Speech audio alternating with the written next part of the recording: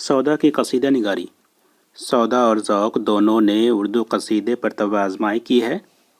इन दोनों की शायरी में इनफरादियत है, लेकिन सौदा इस मैदान में ज़ौक़ से सबक़त ले गए हैं।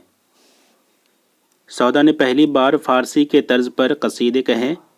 मिर्ज़ा मोहम्मद रफ़ी सौदा को शुमाली हिंद का पहला बाकायदा कसीदा निगार तस्लीम किया जाता है। इन्होंने कसीदे को नई राह और नई सिमत अता की। सौदा ने अपने कसीदों को फ़ारसी के तर्ज़ पर लिखना शुरू किया। उनके कसाइद इतने मकबूल हुए कि उन्हें तमाम कसीदा गोरियों का सरताज गर्दाना गया। मुसफ़े ने तज़किरा हिंद में सौदा को उर्दू कसीदे का नक़ास अव्वल करार दिया है। मोहम्मद हुसैन आज़ाद ने सौदा के मुतालिक लिखा है कि सौदा कसीदा गोई में फ़ारसी शहसवारों के साथ अनादराना ही नहीं बल्कि अक्सर मैदानों में आगे निकल गए हैं।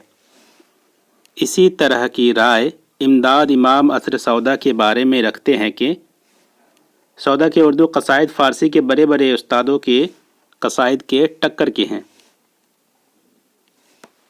सौदा और ज़ौक़ ये दोनों उर्दू कसीदा निगारी की दुनिया में अहम नाम है। इन दोनों ने अपने अपने तर्ज़ पर कसीदे लिखे हैं, लेकिन सौदा को जो मकाम कसीदा गोई में हासिल हुआ है वो ज़ौक़ से कुछ बढ़कर है। उन्होंने फ़ारसी के तर्ज़ पर कसीदा कहे हैं। सौदा को शुमाली हिंद का पहला बाकायदा कसीदा निगार तस्लीम किया जाता है। हालांकि शुमाली हिंद का पहला कसीदा निगार फ़ाइज़ को माना जाता है। सौदा कसीदा निगारी में इतने मशहूर हुए कि उन्हें तमाम कसीदा निगारों में, तमाम कसीदा गोयों में सरताज गर्दाना गया।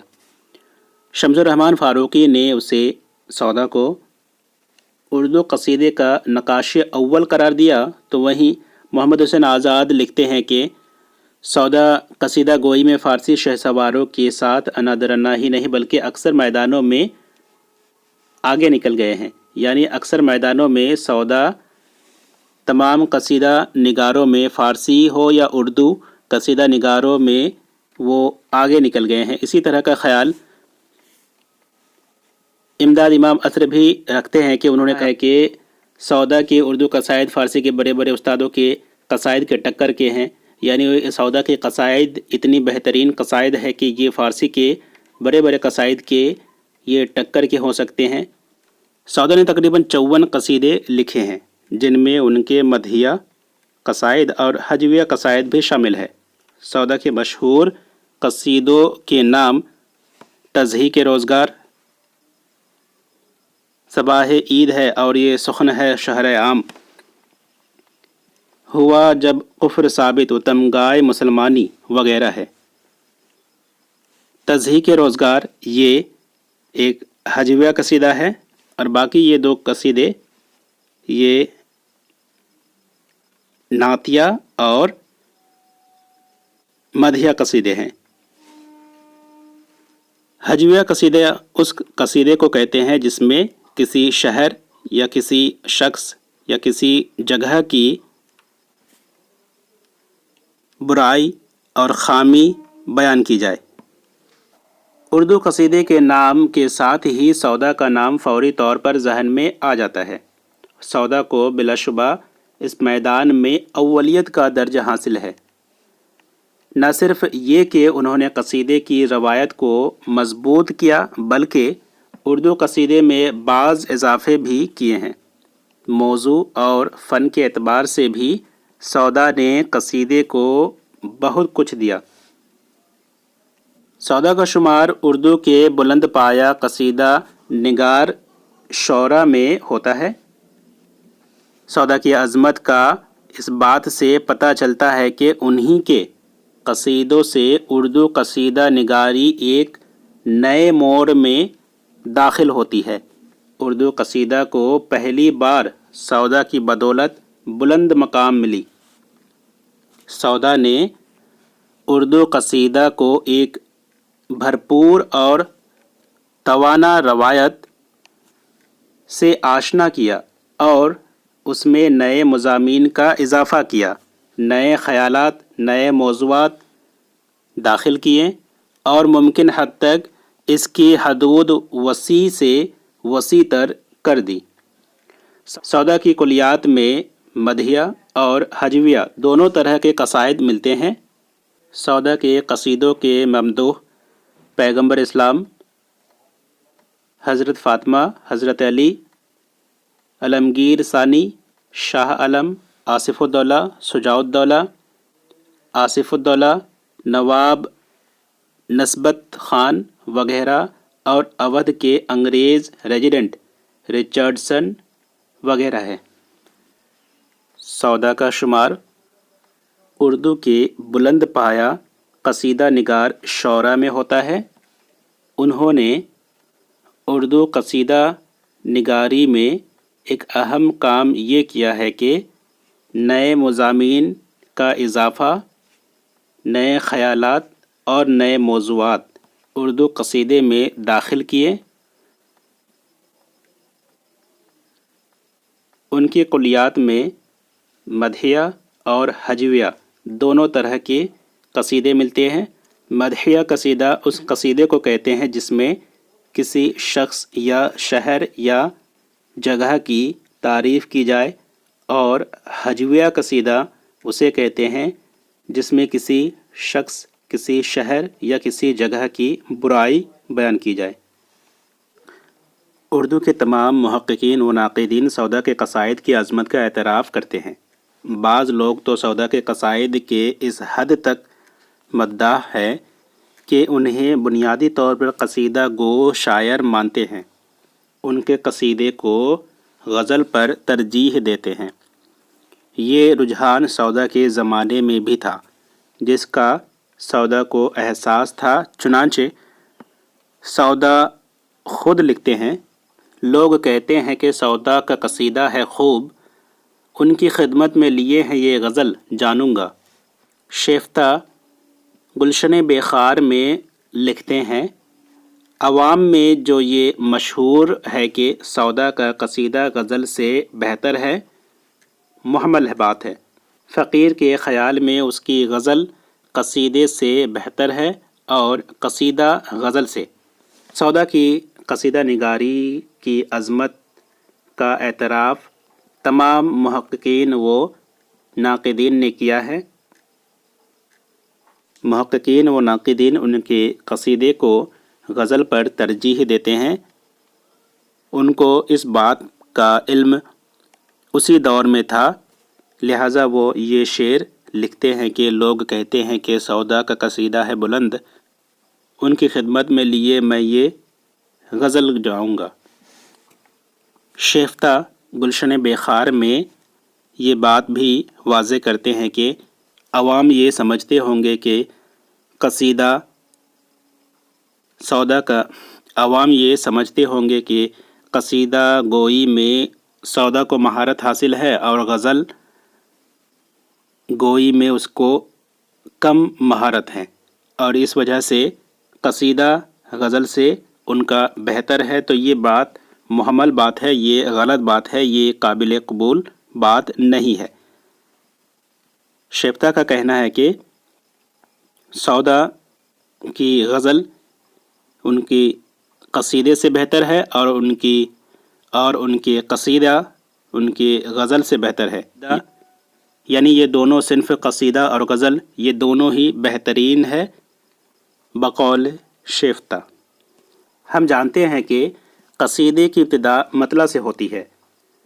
قصیدے کی فنی خوبیوں اور خامیوں کا انحصار مطلع پر ہوتا ہے۔ یہ بات سودا کو بخوبی معلوم ہے اور اس پر انہوں نے ہنرمندی سے عمل بھی کیا ہے۔ سودا نے اپنے قصیدوں کے مطلع دلکش، پرجدت خیال، جدت بیان سے ایسی ندرت اور ایسی دلکشی پیدا کر دی ہے کہ سننے اور پڑھنے والے متاثر ہو جائے۔ سودا مطلع نگاری میں ماہر ہے، ان کے مطلع اس فن پر پورے اترتے ہیں اور کامیابی سے تاثر پیدا کرتے ہیں۔ مثال کے طور پر سرفراز الدولہ کی شان میں لکھے گئے قصیدے کے مطلع کو دیکھیے، جس میں جدت نے لطف پیدا کر دیا ہے۔ صباح عید ہے اور یہ سخن ہے شہر عام، حلال دختر رجب نکاح وہ روزہ حرام۔ قصیدہ کا ابتدا مطلع سے ہوتا ہے اور مطلع نگاری میں سودا کو کافی ہنر حاصل ہے۔ سودا نے کافی ہنرمندی کے ساتھ مطلع نگاری کی ہے۔ انہوں نے اپنے مطلع میں دلکش انداز، جدت خیال، جدت بیان اور ایسی ندرت اور ایسی دلکشی پیدا کر دی ہے کہ سننے اور پڑھنے والے اس سے متاثر ہو جاتے ہیں۔ حضرت فاطمہ کی مدح میں قصیدہ کا مطلع کچھ یوں ارشاد فرماتے ہیں کہ بکھرے سے اپنے زلف کے پردے کو تو اٹھا، ابر سیاہ میں ماہ درخشاں کو تو مت چھپا۔ تشبیب قصیدے کی تمہید ہوتی ہے۔ اکثر و بیشتر تشبیب کا مداح سے کوئی تعلق نہیں ہوتا ہے، چونکہ اس سے ہر طرح کے موضوعات کی گنجائش ہے۔ اس لیے شعراء کو اپنی قابلیت کے اظہار اور قادر الکلامی کے جوہر دکھانے کا پورا موقع ملتا ہے۔ سودا کی بعض تشبیبیں بہاریہ ہیں، بعض رندانہ، بعض عاشقانہ، بعض شکایت زمانہ، بعض میں حکیمانہ و اخلاقی نکات، بعض میں شاعرانہ تعلی ہے۔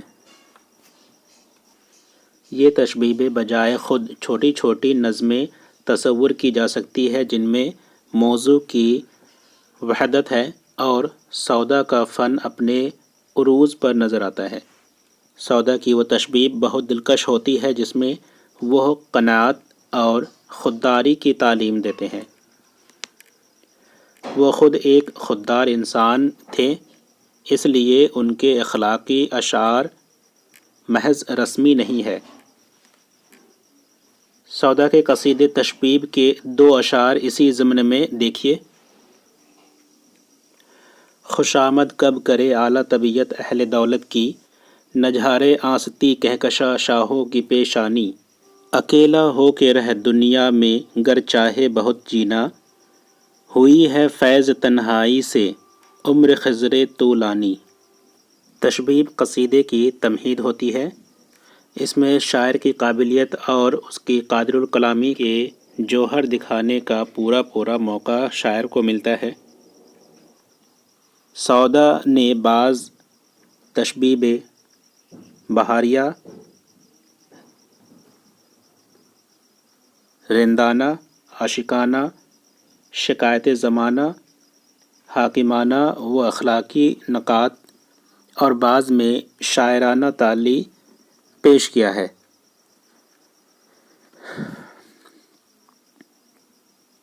وہ اس طرح کی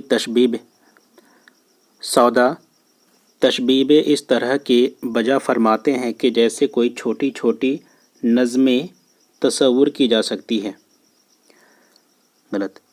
سودا ایسی تشبیبیں بجا فرماتے ہیں کہ جیسے کوئی چھوٹی چھوٹی نظمیں تصور کی جا سکے۔ سودا نے ایسی تشبیبیں چھوڑے ہیں کہ جیسے کوئی چھوٹی چھوٹی نظمیں اسے ہم تصور کر سکتے ہیں۔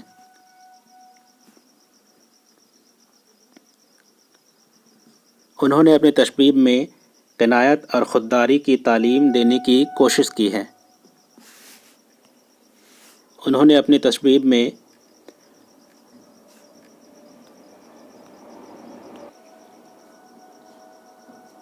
انہوں نے اپنی تشبیب میں قناعت اور خودداری کی تعلیم دینے کی پوری کوشش کی ہے۔ وہ اخلاقی اشعار پیش کرتے ہیں۔ وہ ایک خوددار انسان تھے۔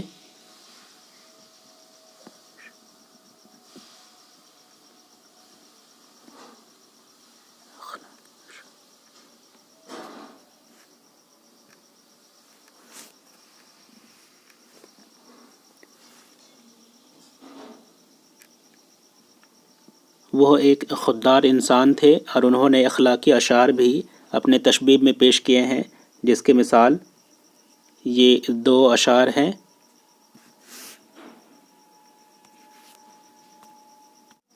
تشبیب اور مدح کے درمیانی کڑی کو گریز کہتے ہیں۔ تشبیب اور مدح کے درمیان غیر محسوس جوڑ لگانا گریز کہلاتا ہے۔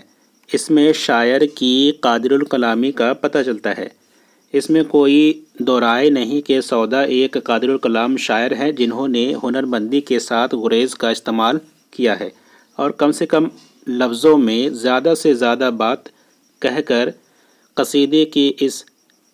قصیدے کے ایک اہم جز گریز کو 4 چاند بخشا ہے۔ ایک قصیدہ جو حضرت علی کی شان میں ہے، اس کی تشبیب میں معشوق کی بے وفائی کا گلہ کرتے ہوئے حضرت علی کی مدح کی طرف آنے میں گریز کا حسن ملاحظہ فرمائے۔ فریاد کروں کس سے رواداری کی تیرے، کہنے کے لیے گبرو مسلمان ہے برابر، نالش کروں ابواں کہ جہاں حق بطرف میں، مور و ملخ و دیو مسلمہ ہے برابر۔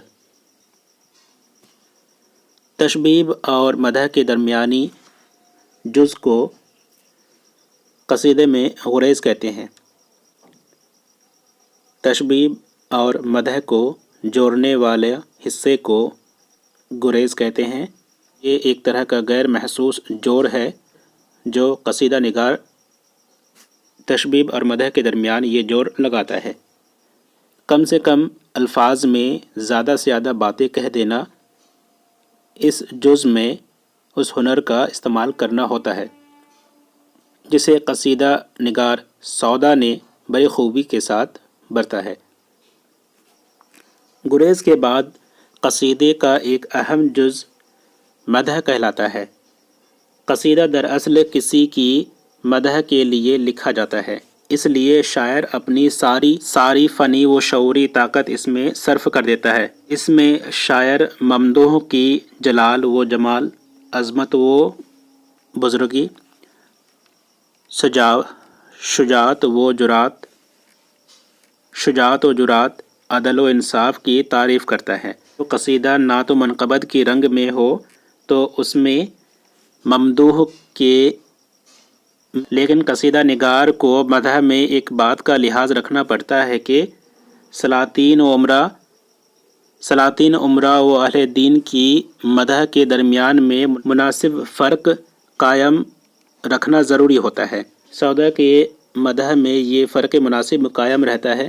مثلاً ایک قصیدے میں رسول اللہ صلی اللہ علیہ وسلم کی مدح کرتے ہیں، وہ رسول کریم صلی اللہ علیہ وسلم کی عظمت و تقدس کا ذکر کرتے ہیں۔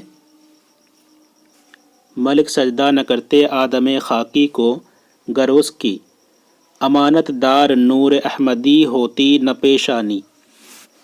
سودا کی کلیات میں مدحیہ اور ہجویہ دونوں طرح کے قصائد ملتے ہیں۔ سودا کے قصیدوں کے ممدوح پیغمبر اسلام حضور پاک صلی اللہ علیہ وسلم، حضرت فاطمہ، حضرت علی، عالمگیر ثانی، شاہ عالم، آصف جاں، شجاع الدولہ، آصف الدولہ، نواب نسبت خان وغیرہ اور اودھ کے انگریز ریزیڈنٹ رچرڈسن وغیرہ ہیں۔ سودا نے حضرت امام حسین کی مدح میں اشعار کہے ہیں۔ چونکہ وہ شہید الشہید ہیں، اس لیے سودا نے زمین کربلا کی عظمت پر بھی روشنی ڈالی ہے۔ دراصل سودا کی نظر میں ہر ممدوح کا مرتبہ رہا ہے، اس لیے انہوں نے بیشتر حالات میں ان کی خصوصیات کا ذکر کیا ہے۔ مذہبی قصائد میں جتنا بھی مبالغہ ہو وہ مناسب ہوتا ہے کیونکہ بزرگان دین کے مرتبے بلند ہوتے ہی ہیں، لیکن بادشاہوں اور وزیروں کے مرتبے ان کے مقابلے میں پست ہیں۔ لیکن قصیدہ گوئی کا مفہوم ہی مبالغہ آمیز مدح ہے، اس لیے سودا اس فن کے لوازمات سے مجبور تھے۔ سودا کے قصائد میں مختلف لوگوں کے مختلف خصوصیات کا بیان ہے۔ شجاع الدولہ کے عدل پر قصیدہ لکھا تو آصف الدولہ کی مدح میں بھی قلم اٹھایا۔ آصف الدولہ کے بارے میں ضرب المثل مشہور ہے، جس کو دے مولا اس کو دے آصف الدولہ۔ سودا کی قصیدہ گوئی میں اہم خوبی یہ ہے کہ اپنے دور کے حالات کی عکاسی کرتی ہے، اس لیے تاریخی نقطہ نظر سے سودا کی مدح کی بہت اہمیت حاصل ہے۔ قصیدے کا آخری جز حسن طلب یا دعا کہلاتا ہے۔ اس میں شاعر ممدوح اور اس کے احباب و اقربا کو دعا دیتا ہے اور اس کے دشمنوں کو بددعا دیتا ہے۔ اس کے ساتھ ہی اپنا مدعا بھی بیان کرتا ہے۔ یہ بالکل رسمی چیز ہے، سودا نے بھی اس رسم کو برتا ہے۔ سودا ایک قصیدے میں عالمگیر ثانی کو یوں دعا دیتے ہیں: سودا کرے ہے ختم دعائیہ پر سخن، اس جا نہیں ہے طول سخن مقضائے داب، باس تخت پر نا مسند اقبال بیٹھ کر، کرتا رہے تو شادی نور روز ای جناب۔ المختصر سودا قصیدہ نگاری کے بادشاہ ہے۔ اس میں کوئی شک نہیں کہ سودا کے قصیدوں میں مبالغہ موجود ہے، لیکن ذوق سے کم۔ سودا واقعہ نگاری اور مصوری سے کام لیتے ہیں۔ قصیدہ میں سودا کا نام اسی طرح ہے جس طرح جسم کے لیے دل۔ وہ سکسینہ تاریخ ادب اردو میں فرماتے ہیں: ان کے قصائد بڑے بڑے فارسی کے استادوں کے قصائد کے ٹکر کے ہیں، اور بعض تو عرفی و خاقانی کے قصیدوں کو بھلا دیتے ہیں۔ سودا اور ان کی قصیدہ نگاری کی عظمت پر امام اظہر کا یہ قول ہی کہنا کافی ہونا چاہیے کہ اردو میں جو کچھ ہے سودا ہے۔